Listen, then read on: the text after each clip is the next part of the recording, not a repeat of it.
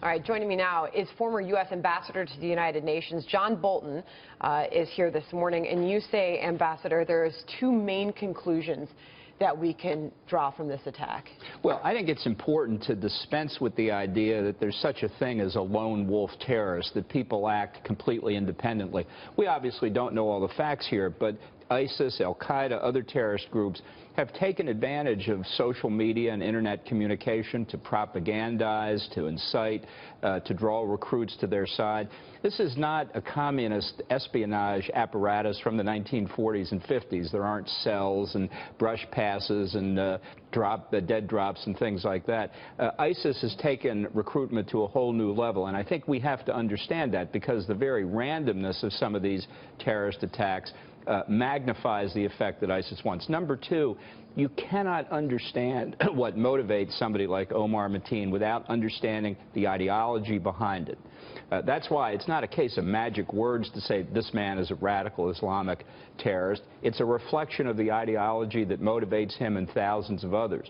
And their ties internationally should emphasize to us that defeating this ideology, protecting our innocent American civilians here at home, requires taking action overseas against ISIS in Iraq and Syria, against ISIS in North Africa, wherever it may be. All of this seems to have completely escaped the administration. And that's why again and again and again we see these attacks. Unless we see the whole picture, we cannot devise a strategy to deal with it, and we will deal with it only episodically, which will not be enough. So we know the president's going to get another update from his security team this morning. Do you expect there to be a modification to the White House response to this? Because we watched the president speak yesterday afternoon. After that initial briefing from his security team, he called this an act of terror, but he didn't tie it to the ideology. But it's really not sufficient. This is the White House word operation. They released a picture of him being briefed by whom? By James Comey, the FBI director, because in the president's mind, this is a law enforcement matter.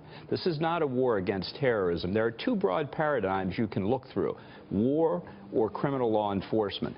We tried criminal law enforcement against terrorism in the 1990s, and it brought us 9/11.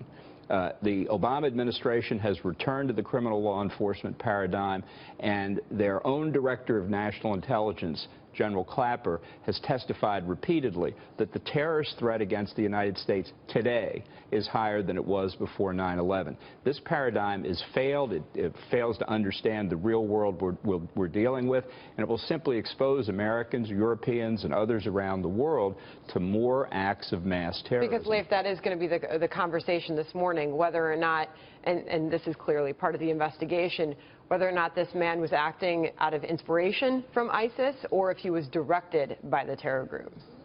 I don't know that it matters. You know, we spend so much time talking about these things. I mean, the resulting, you've got 50 people dead and 53 injured. I mean, this is a horrific terrorist act.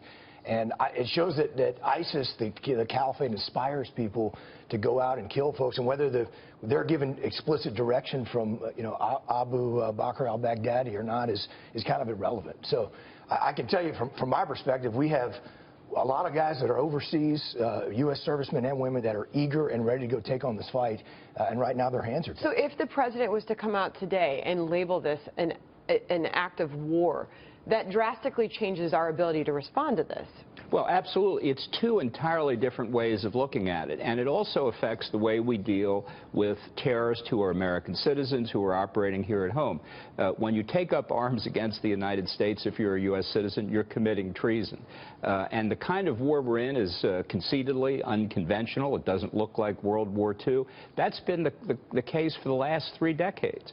And I think we need to understand that. I actually think the American people are way out ahead of many of their leaders in Washington on this. They understand the fundamental job of the government is to protect us from these foreign threats. You could see that a couple of years ago when ISIS began beheading Americans in the Middle East. And I think political leaders who want to succeed this November should take the sad lesson of this tragedy in Orlando and follow the lead of the people this time to do more to protect us by defending abroad against the threats before they come here. What would be the first thing you would do if the commander-in-chief asked you, what is the first thing I should do?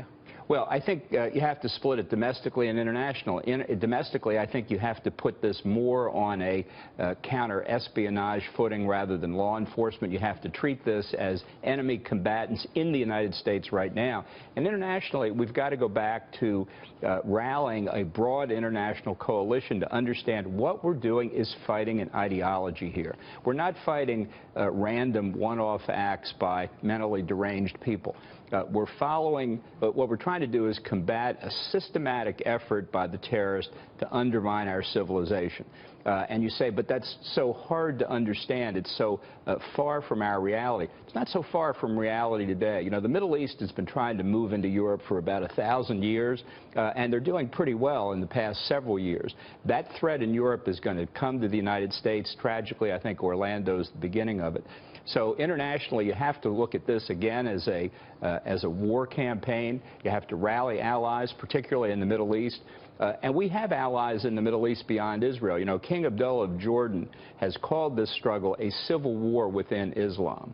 Now, he's not just a Muslim. He's the Muslim king of a Muslim country, the descendant of the Sharifs of the Hijaz, the keeper of the holy city. If King Abdullah can understand this is a civil war within Islam, for God's sake, why isn't that good enough for us? All right, Ambassador John Bolton, thank you for joining us this morning.